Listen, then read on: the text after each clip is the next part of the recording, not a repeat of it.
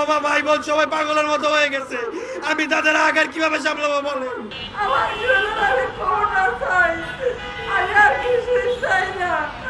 আমার জীবনে করোনা বাড়তে এই সরকারের করোনা বাড়তে আমি করোনা চাই।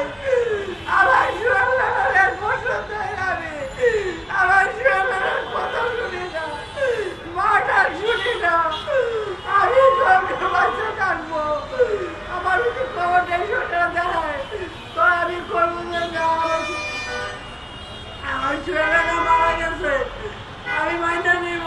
আমি তো মানতে পারি না, আমি তো মানতে পারি না।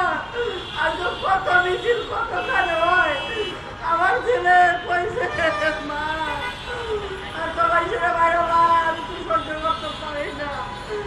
আমার কাছে কয়ে গেল না, কয়ে গেল একটা বছর হয়ে গেল, একটা বছরের মধ্যে আমার ছেলে কোনো খোঁজ পাই না। কত জায়গায় আমি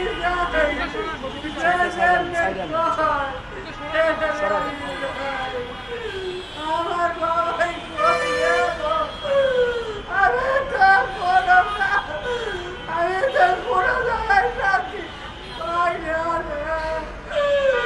আমার শোনের মতো তো কারো মনে হাসি দেই না, শোনের মতো এমন কারো দেই না। আমি তো কই না বান্দার হোক মানুষ হোক আল্লাহ হোক, আমার খবরটা তো দেয়, আমার মার করে নেই। আমি এটাই চাই, আর কিছু চাই না। সরকারের কাছে আমার আবদার যে আমার স্বামীর লাশটা শনাক্ত করে কোথায় কবর হয়েছে আমি একটু জানতে চাই। আর আমার সরকার বলে এখন লাশ খুঁজে কি করবেন? আমি উপদেষ্টার কাছে বলছিলাম, উপদেষ্টা বলতেছে যে লাশ হয়তো পুরাই হয়েছে, নদী ফেলাই দিছে কিংবা কোনো কবর হয়ে গেছে, মানে এই ধরনের কথাবার্তা। তাহলে সরকারের উপদেষ্টা যদি এগুলা কথা বলে তাহলে আমরা সাধারণ জনগণ কোথায় অবস্থান হইতে পারে? আপনারা চিন্তা করছেন জনগণ? জনগণকে আমরা এটা চাইছিলাম যে আমাদের বুক খালি করে আমাদের স্বামী সন্তান, কারো বাবা কারো ভাই, আমরা কি এটা চাইছিলাম? আমরা কি বৈষম্য স্বৈরাচার চাইছিলাম? এক বৈষম্য সরকার আমাদের স্বামীরা কেড়ে নিছে, এখন আর এক বৈষম্য শুরু হয়ে গেছে। কোনো বিচার সালিশ কোনো কিচ্ছুই আমরা পাই না। আজ 1 বছর হতে চলছে, আমার ভাইয়ের কবর কোনটা আমি জানি না।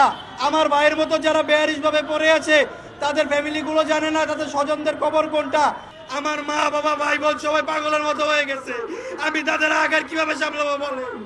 অন্তর্বর্তীকালে সরকারকে বলছি, আমাদের ভাইদেরকে যারা নির্মমভাবে হত্যা করেছে তাদেরকে ছাড় দিয়ে আমরা কথা বলবো না। গণহত্যার বিচার করুন, আওয়ামী লীগের সিদ্ধান্তে আসুন, জুলাই ঘোষণাপত্র দিন এবং সেটা অবশ্যই সংবিধানে অন্তর্ভুক্ত করতে হবে। আরেকটা বিষয় বলতে চাই, গতকাল গোপালগঞ্জে যে গোপালীরা আওয়ামী লীগের কুলাঙ্গাররা আমাদের ভাইদের উপরে হামলা চালিয়েছে, তাদেরকে অনতিবিলম্বে শনাক্ত করে বিচারের আওতায় আনতে হবে। আমার মায়ের কান্না আমি কার কাছে দেখাবো? আমরা গত 1 তারিখে বৈষম্যবিরোধী ছাত্র দলের পক্ষ থেকে বলেছিলাম 15 দিনের মধ্যে গণকবরের সুরাহা করতে হবে, কিন্তু এই অথর্ব ইন্টারিম, এই যে স্বরাষ্ট্রমন্ত্রী স্বরাষ্ট্র উপদেষ্টা, তারা কোনো দৃশ্যমান পদক্ষেপ দেখায় নাই। জুলাই মাস শেষ হয়ে যাচ্ছে, জুলাই ঘোষণাপত্র নিয়ে কোনো দৃশ্যমান পদক্ষেপ নাই। আজকে আমরা শহীদ পরিবার নিয়ে এখানে দাঁড়িয়েছি, দেখতে অনেক কম হইতে পারে, কিন্তু এখানে যাদের দাঁড়িয়ে আছে তাদের প্রত্যেকের পরিবারের সদস্যরা হাসিনার পুলিশের সামনে বুক পেতে দিছিল। আবার যদি রাস্তায় নামতে হয় তারা আবার রাস্তায় নামবে। কিন্তু ইন্টারিম আপনাদেরকে বলবো, আপনারা ব্যর্থ হয়েন না, আমাদেরকে ব্যর্থ করেন না। অবিলম্বে গণকবর যারা শাহিদ তাদের লাশ শনাক্ত করার ব্যবস্থা করেন এবং জুলাই ঘোষণাপত্রের ব্যবস্থা করেন। আমাদের ক্ষমতা অস্থায়ী ক্ষণস্থায়ী না, সুতরাং মানুষ মানুষের জন্য ক্ষমতা আল্লাহ পাক দিয়েছেন। সুতরাং মনে রাখবেন, ক্ষমতার বলে এই শহীদ পরিবারদের উপরে অসম্মানী কথা, ভয়ঙ্কর কথা, মুনাফিকি কথা, ওয়াদা খেলাফ করা এগুলো করবেন না।